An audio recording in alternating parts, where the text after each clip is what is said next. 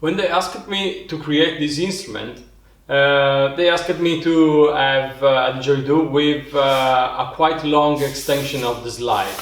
And I have my opinion on this kind of instrument, and so I want to explain you why I made this kind of shape and I realized a didgeridoo with two parts like this, plus a third part that I can add here in order to get a much longer length. Trying to summarize my ideas and the feeling I have with extremely long slides, that is possible, but I prefer to use this kind of instrument if I really needed to play all the key notes and I really need to have a very small bag. Otherwise, I prefer to have at least two slides. So with one slide I play the higher key, and with another slide I play the lower keys. Because in this case, if I have the didgeridoo that is extended, inside looks like I design here. Or if I collapse the ditch in order to play the highest key, I can play the highest key, but this kind of shape is something that I don't like so much because it is really short. The body of the didgeridoo is mostly a cylindrical pipe plus a quite big bell. At the end, it's something like if I play an instrument with this shape.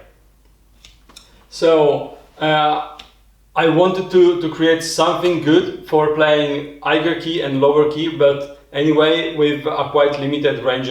It's not an octave.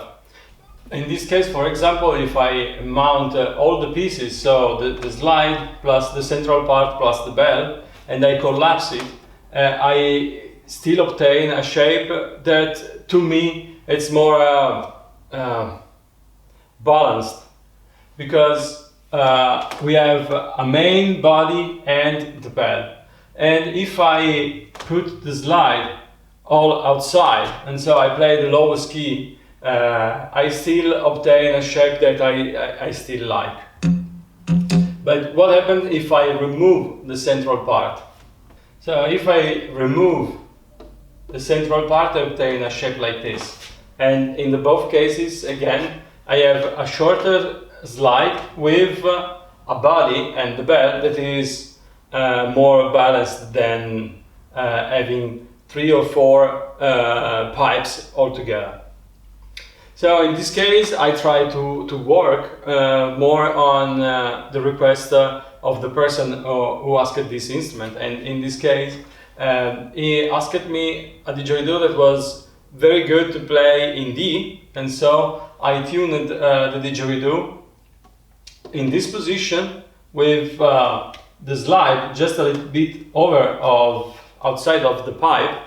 After that, when I got a shape where I could play D as basic drone and D on the toot, I try to find a place where to add an extension in order to play the lower keys. So in this case it's not possible to tune the basic drone and the toot 1 octave distant, but anyway, this is the best way to obtain the best playability in one position and trying to keep quite the same playability in the entire extension. This is the best way I could find.